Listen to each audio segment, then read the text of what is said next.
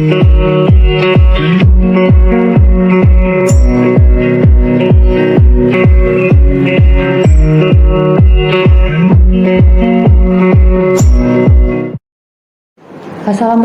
warahmatullahi wabarakatuh. Selamat siang. Selamat datang di keterampilan medik pemeriksaan ginekologi. Pada pemeriksaan ginekologi kali ini akan terdiri dari 3 pemeriksaan, yaitu yang pertama pemeriksaan bimanual, kemudian yang kedua adalah pemeriksaan suhu tubuh vagina dan IVA, dan yang ketiga adalah pemeriksaan pap smear. Pada video kali ini diharapkan mampu menjadi pedoman bagi mahasiswa untuk bisa melakukan teknik pemeriksaan ginekologi dengan tepat dan mampu memberikan interpretasi di akhir pemeriksaan. Selamat pagi Ibu. Perkenalkan saya Dr. Sonya, saya dokter yang berjaga di Poli hari ini. Dengan Ibu siapa? Ibu Ida ya. Ibu Ida usianya berapa Bu? 24 tahun. Ibu Ida keluhan apa datang kemari? Begini Dok, saya kali ini muncul keputihan Dok. Oh keputihan Ibu ya. Keputihan sudah sejak kapan Ibu? Sudah 3 bulan terakhir ini Dok. 3 bulan terakhir. Boleh saya diceritakan mungkin keputihannya seperti apa, dari warnanya, apakah putih atau kuning kehijauan atau seperti apa? Saya tuh keputihannya tuh berwarna kuning gitu ya, tapi lama-lama itu kadang-kadang berwarna kehijauan dan sangat gatal. Oh sangat gatal juga ya Bu ya. Beberapa minggu ini dia berbau Dok. Dia berbau. Kemudian untuk teksturnya sendiri apakah kental atau cair Bu dari putihan yang Ibu alami? Agak kental. Oh, kental gitu Bu ya. Oke, sebelumnya Ibu apakah sudah menikah Bu? Sudah menikah. Sudah memiliki anak? Sudah. Boleh tahu berapa jumlah anaknya Bu? 3. 3 ya Bu ya. Ibu saat ini tinggal bersama dengan suami Bu? Iya. Tinggal bersama suami. Mohon maaf Ibu, boleh saya tahu mungkin untuk hubungan seks dengan suaminya apakah terakhir kali kapan gitu? 3 hari yang lalu. 3 hari yang lalu ya Bu ya. Kemudian untuk haidnya Ibu sendiri, apakah haid terakhir Ibu Ibu ingat kapan atau bagaimana?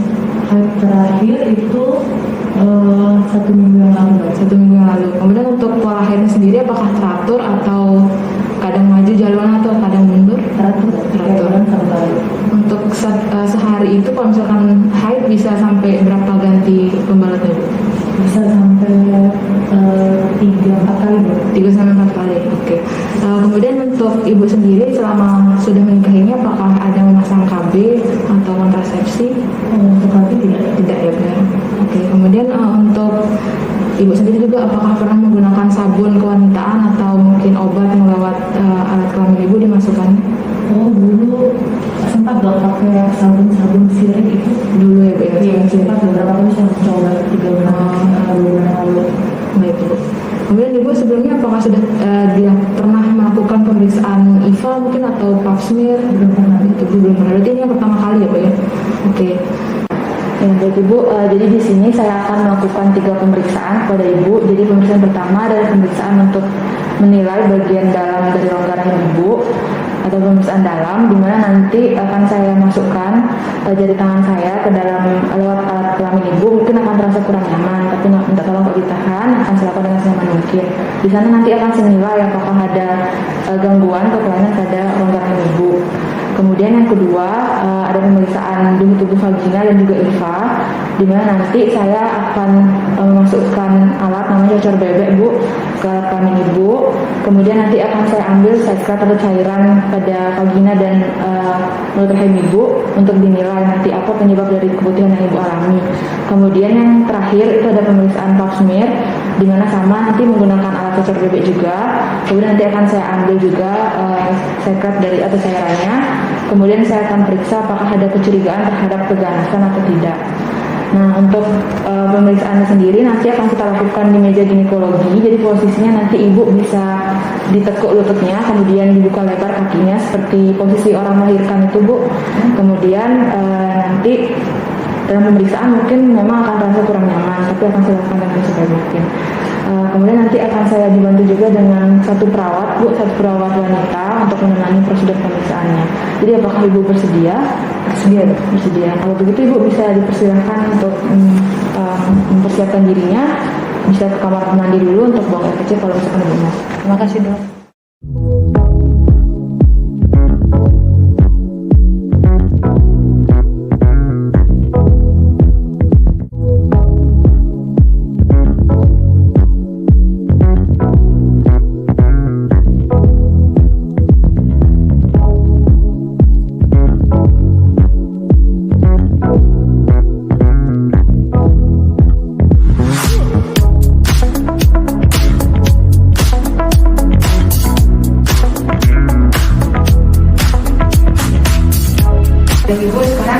ibu bisa dibuka lebar dan sedikit diangkat. Saya akan pasangkan alas.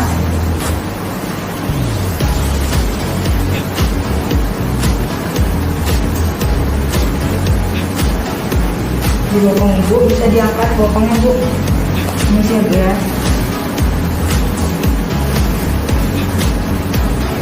Kemudian kita pasangkan juga di perutnya. Ini siap ya.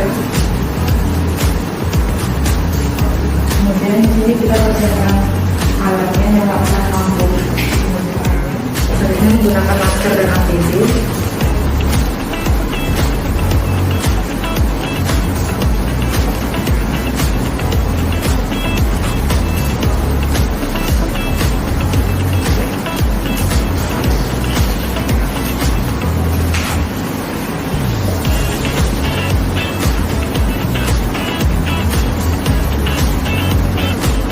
Kita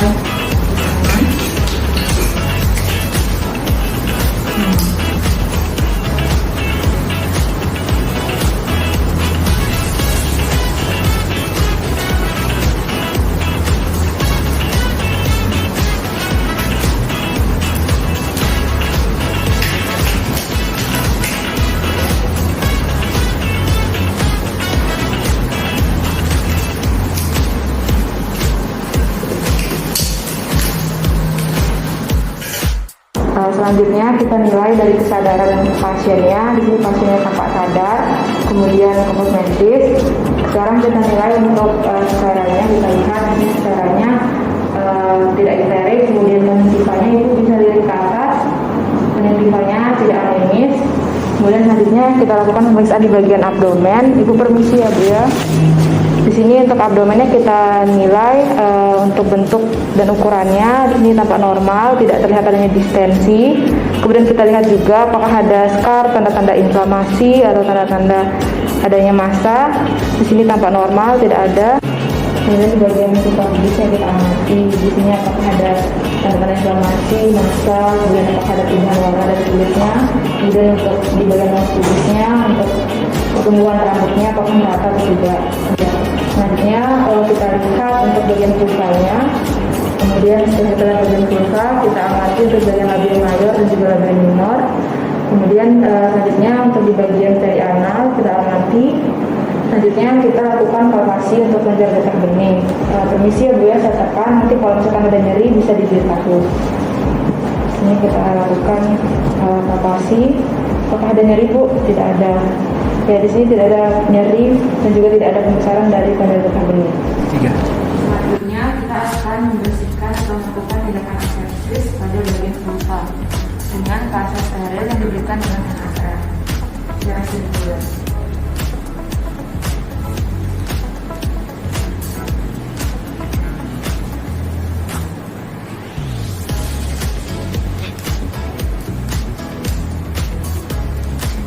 Kemudian di sini kita memilih spekulum atau kesadaran bebek sesuai dengan ukuran dari kandungannya.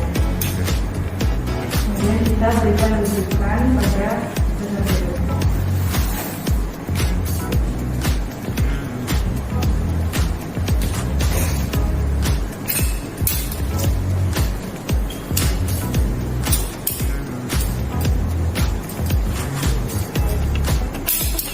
Baik Ibu, jadi di sini saya akan masukkan alat ini ke alat kelamin Ibu. Mungkin akan terasa kurang nyaman, tapi minta tolong untuk ditahan sedikit ya Bu ya. Selanjutnya kita sibakkan bagian vulva dengan jari telunjuk dan jempol seperti ini. Kemudian kita masukkan alatnya. Ibu tarik nafasnya, masukkan sejajar tubuh vagina, kemudian diputar 90 derajat ke bawah. Kemudian dibuka sampai terlihat posisi dari serviksnya. Kemudian ini kita kunci. Selanjutnya kita lakukan inspeksi pada bagian porsio dari serviks. Kita lihat bagaimana posisi dari porsionya, apakah berada di posisi yang normal atau berada di tengah. Kemudian kita lihat juga warnanya, apakah pink kemerahan atau mungkin pucat ataupun hiperemis. Di sini tampak pink kemerahan. Kemudian untuk selanjutnya kita nilai juga permukaannya apakah licin atau mungkin ada massa. Di sini kita lihat permukaannya licin, tidak ada massa, erosi maupun lesi. Selanjutnya kita lakukan inspeksi untuk bagian porsio. Di sini kita nilai posisi dari porsionya berada di tengah, kemudian normal. Selanjutnya kita lihat warnanya. Di sini warna porsionya tampak pink kemerahan. Bila abnormal nanti akan terlihat berwarna pucat ataupun hiperemis. Kemudian kita nilai juga apakah ada terlihat tanda-tanda inflamasi atau radang seperti massa. Kemudian kita lihat juga apakah ada tanda-tanda infeksi, tanda-tanda erosi, dan kelainan lainnya. Di sini kita lihat tidak ada terlihat adanya massa, tidak terlihat adanya erosi maupun tanda-tanda infeksi lainnya. Di sini kita amati untuk porsionya, untuk permukaannya tampak licin, tidak terlihat adanya massa, tidak terlihat adanya erosi, ulcerasi maupun tanda-tanda infeksi lainnya. Kemudian untuk di bagian porsionya juga kita lihat apakah ada discharge yang keluar ataupun perdarahan yang keluar. Sekarang adalah pemeriksaan pap smear. Di sini kita bisa melakukan dengan dua cara. Cara pertama, kita menggunakan alat berupa endocervic brush dan juga spatula air. Cara kedua, bisa menggunakan liquid based cytology. Kita lakukan cara pertama terlebih dahulu. Di sini yang pertama, kita gunakan endocervic brush dan kita ambil sampelnya di bagian endocervix. Kemudian setelah masuk endocervix, kita putar ke searah jarum jam ke kanan sebanyak 5 kali putaran.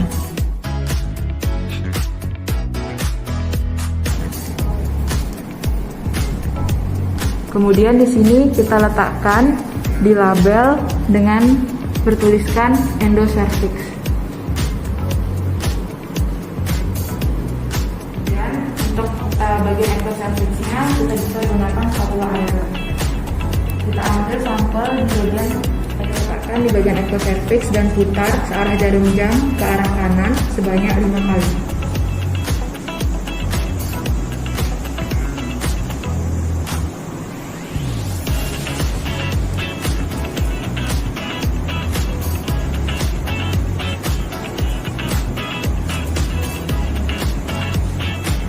Kemudian kita letakkan pada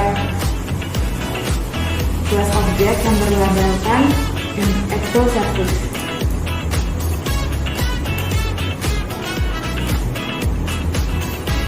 Setelah kedua sampel endocervix dan ectocervix diambil, kita semprotkan dengan alkohol.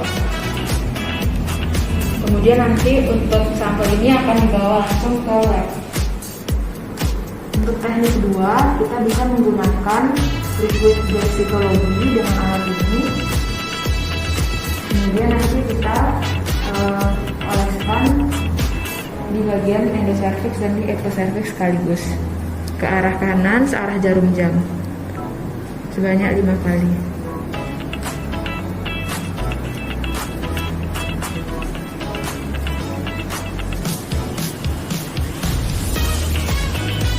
Kemudian nanti ini alatnya akan kita patahkan, kemudian kita masukkan ke botolnya. Masukkan, kemudian langsung membawa ke lab untuk sampel ini di sini. Untuk pemeriksaan dari tubuh vagina, yang pertama kita akan mengambil sampel secretnya dengan kapas tinggi di daerah endocervix. Ini kita putar. Selanjutnya kita tarik, kita letakkan di preparat gelas dengan label C.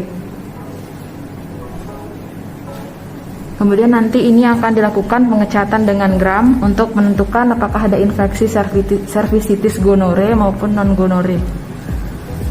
Selanjutnya yang kedua, kita ambil sampel di bagian fornix posterior. Selanjutnya pengambilan sampel di daerah fornix posterior.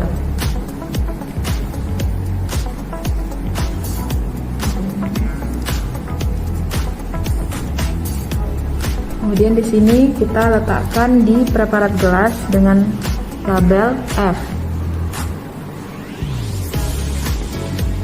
Kemudian di sini nanti akan dilakukan pemberian tetesan NaCl untuk menentukan apakah ada infeksi dari Trichomonas vaginalis. Selanjutnya adalah pengambilan sampel di dinding vagina.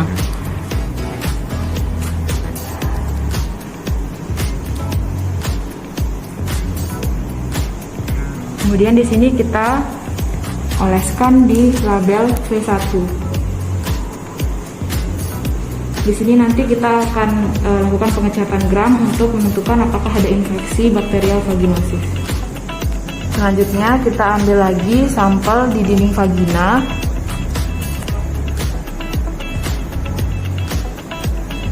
Kemudian kita letakkan di label bertuliskan V2. Di sini nanti kita akan teteskan dengan KOH 10% untuk menentukan apakah ada infeksi dari E. candidiasis vulvovaginalis. Selanjutnya adalah pemeriksaan untuk tes IVA atau pemulai. Di sini untuk obat bijinya kita berikan asam asetat. Kemudian kita oleskan di bagian ectocervix. Kemudian di sini kita oleskan pada bagian ectocervixnya. Kemudian kita biarkan beberapa detik hingga 1 menit. Kemudian kita nilai apakah ada perubahan warna menjadi warna putih. Apabila ada perubahan warna menjadi putih berarti adanya pertumbuhan sel abnormal. Selanjutnya adalah pemeriksaan pH. Di sini kita ambil dengan korenta untuk kertas pH-nya. Kemudian kita letakkan di dinding vagina selama 15 detik. Letakkan di dinding vagina selama 15 detik.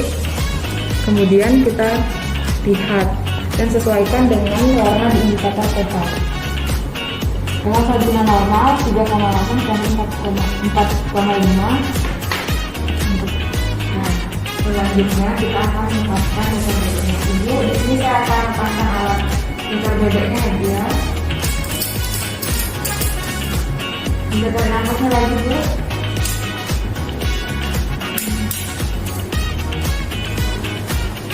Selanjutnya kita akan melanjutkan pada pemeriksaan tes amin atau whiff test dengan meneteskan KOH 10% pada cacar bebek atau digunakan. Di sini kita cium bagaimana aroma dari whiff test atau tes aminnya. Apabila beraroma amis, maka tes amin atau whiff testnya positif. Hal ini biasa terjadi pada infeksi bakterial vaginosis. Ini kita letakkan di keluarga. Sekarang kita akan lakukan pemeriksaan di manual. Jadi di sini kita pakaikan gel terlebih dahulu.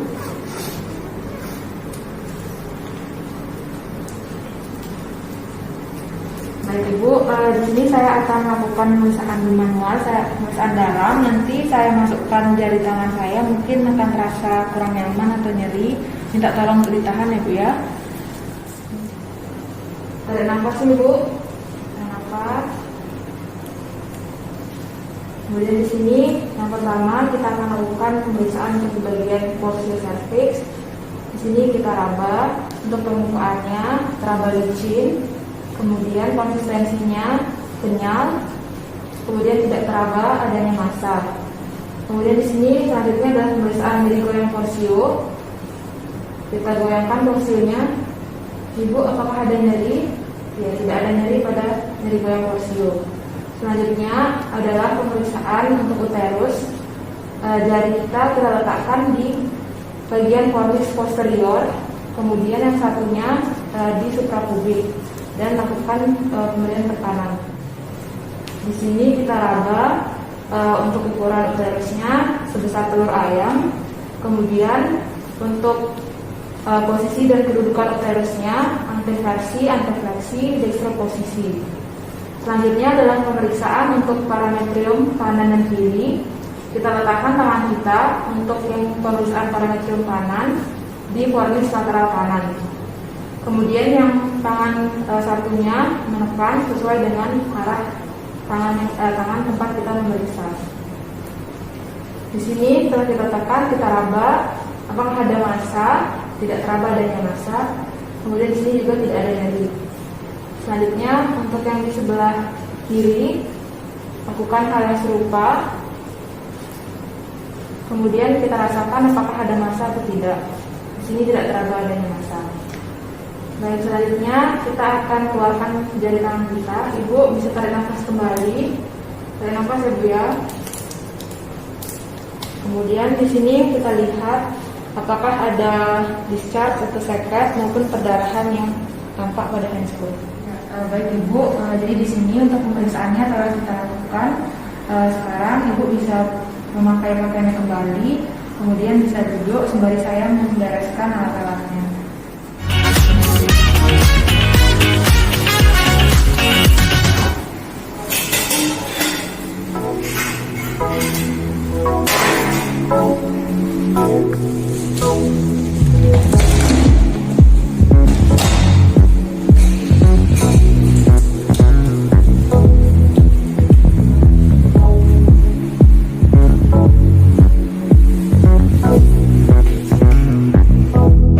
Ya baik Ibu, jadi di sini kita sudah selesai melakukan pemeriksaannya. Jadi untuk hasil pemeriksaannya dari pemeriksaan dalam atau bimanual, di sini saya tidak menemukan adanya kelainan. Kemudian untuk pemeriksaan suhu tubuh vagina dan juga IVA, hasil pemeriksaannya tidak ditemukan adanya infeksi, baik itu dari infeksi jamur ataupun bakteri. Kemudian untuk pemeriksaan terakhir yang pemeriksaan pap smear, di sini kita masih harus menunggu hasil pemeriksaan dari laboratorium terlebih dahulu. Kemudian nanti sekitar 3-7 hari untuk hasilnya bisa keluar. Apabila nanti hasilnya normal, Ibu bisa melakukan pemeriksaan ulang pada 6 bulan hingga 1 tahun ke depan, 1 tahun mendatang. Mungkin ada yang ingin Ibu tanyakan? Mungkin cukup dulu. Cukup ya, baik Ibu, terima kasih. Baiklah, demikian video untuk keterampilan medik pemeriksaan ginekologi pada kali ini. Semoga bermanfaat, dan apabila ada yang kurang jelas, adik-adik bisa menanyakan langsung atau berdiskusi dengan pembimbing masing-masing pada tiap kelompok. Sekian, terima kasih. Wassalamualaikum warahmatullahi wabarakatuh. Selamat siang.